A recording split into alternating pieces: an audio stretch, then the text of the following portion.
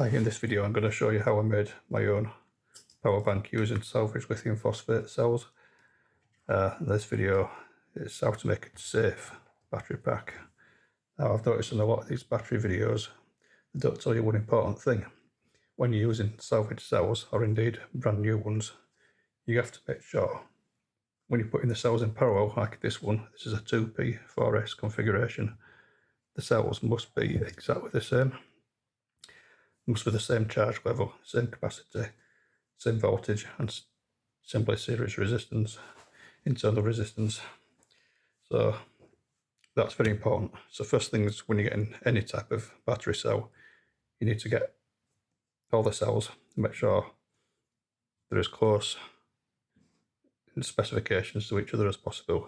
So you need to get an internal resistance tester like this, and then you need to check each individual cell to make sure they're a suitable match to be put in parallel, because if you have, say, one charged at 3.4 volts and one at 2.8 volts and you get them in parallel, large current will flow between the two batteries and it will get hot and possibly cause a fire. So what I've done here is I've got two in parallel and four in series.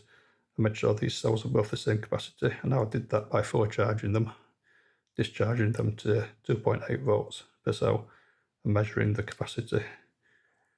And then I measure the internal resistance, and as long as they were within 5 milliohms of each other, I consider them okay. Now these cells are actually rejects from the larger battery pack I'm building, which I'll just show on the screen now. Now I say rejects because there were 48 cells, and out of that 48 cells there are only 36 that were identical to each other. 3 were faulty. That leaves me with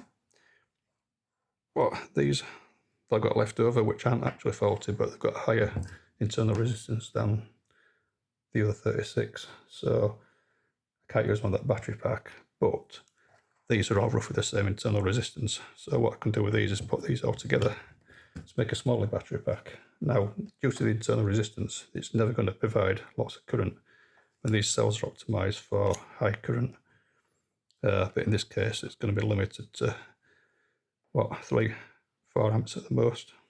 Now we've got 100 amp BMS, which is a massive overkill, and I've also got a balancing board here, which an active balancer, which puts half an amp of current, balancing current on there, which isn't always necessary, but when you're using salvage cells, for what they cost, it's worth putting it on. So it ensures the cells stay at the same level during the charge period and discharge period.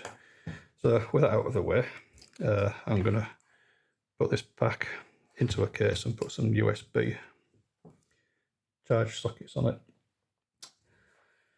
it. So let's get on with that now.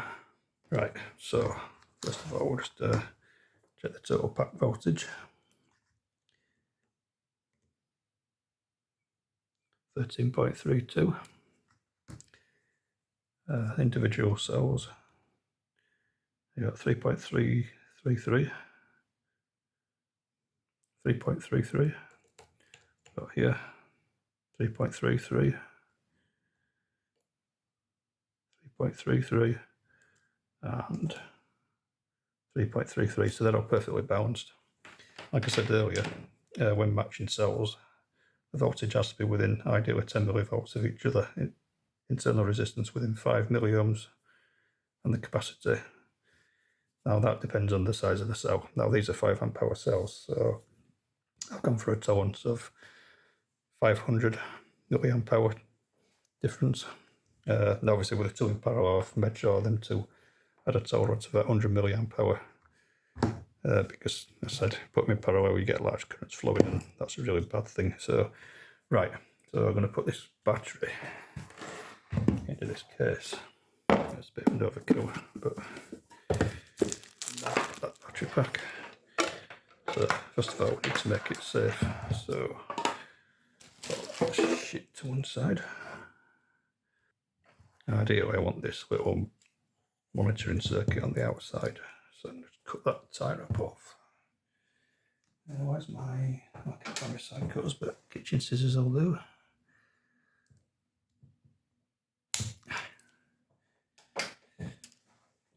this I want outside battery package.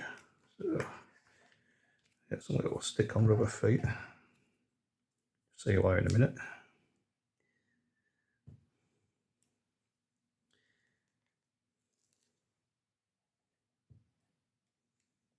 Yeah, quick that as it is.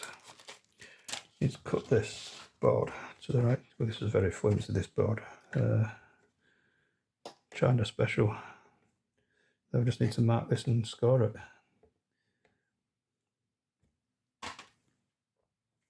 Right, so like I was saying, these cells are actually 32,700 cells.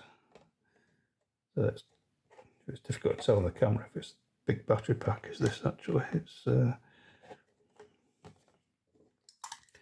what we'll do, just mark this here. Size bitty, it won't all fit on. I had to cut up several sheets of this stuff.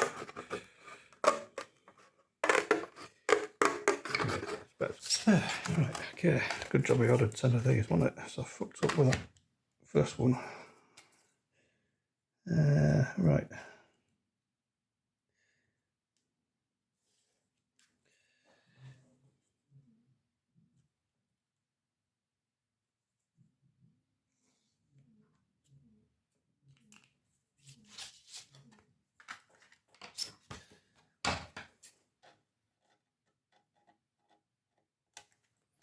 There's a bigger battery build. I'll put that in another video. But as I said, out of DIY battery videos, the amount of DIY battery videos I've seen where you get people that use salvaged laptop cells and then try and use them for high current projects.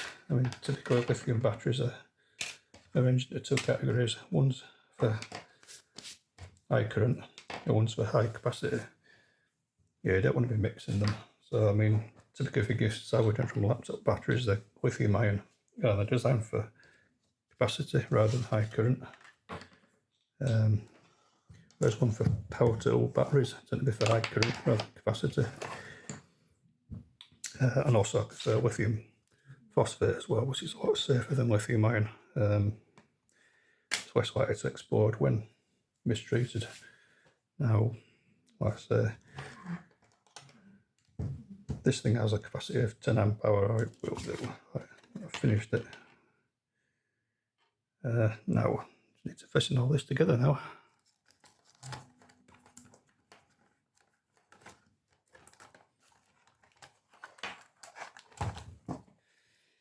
Right, okay. So that's the battery pack complete. And it's going to go in this box. You can see that. In the bottom.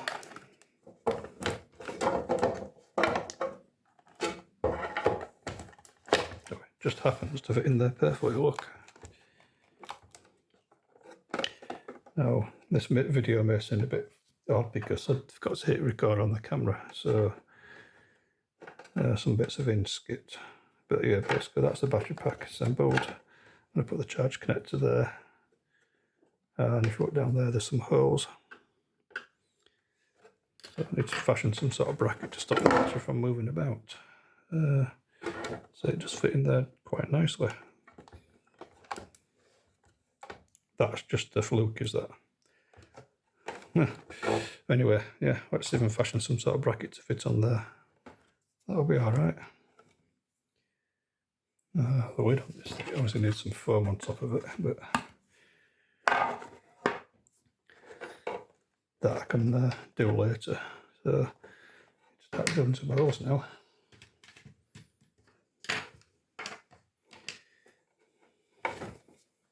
Right, now what else do we need? The front panel thingy. What we're going to do is use this thing. USB power delivery. It's designed for automotive use. Input voltage of DC to 12 to 26 volts. And it can output 5 volts, 9 volts, and 12 volt over USB-C fast charge. Now the question is, do I put that there? Oh, don't put it there. I think it looked better there myself. Yeah, I'll put it on the top.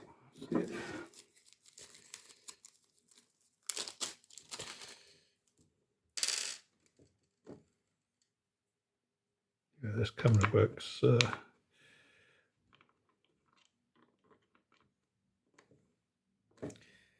Screwdriver.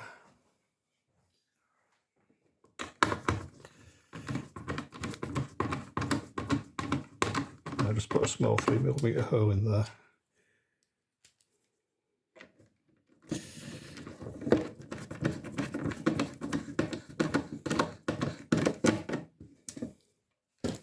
And if I know it's completed, that goes over like that. There you go. That hole for the fuse now.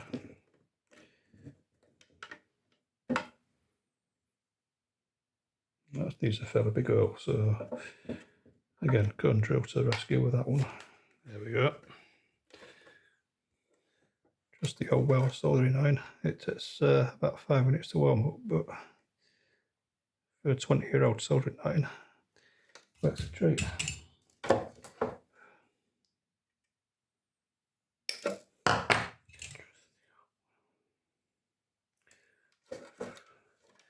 Not allowed to use these anymore, so that's why I got it.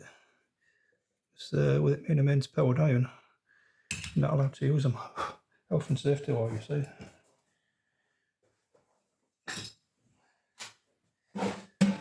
One of my workplaces were chucking them all out, and then said you can have one. So that's where that came from. Well, I got these two wires here now. Cut that one down a bit.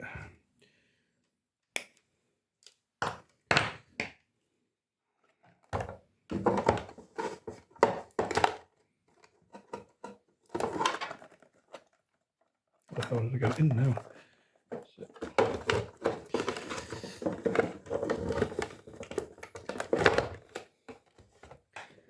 Right, let's charge.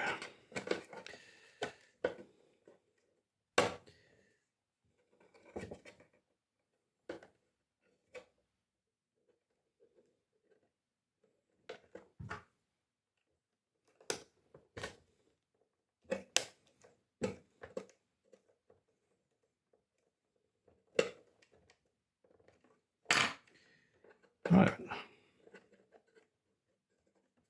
see what happens. Yeah.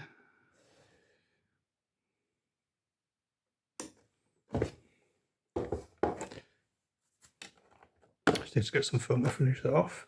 Let's make sure that charges. And then I think that's job's a good one. And that's your homemade lithium phosphate battery pack. So I don't know how this video's turned out because I don't know whether I hit record or not, but soon find out. Otherwise it's going to be see and salvage what I can, and that can if I manage to get this far, thanks for watching.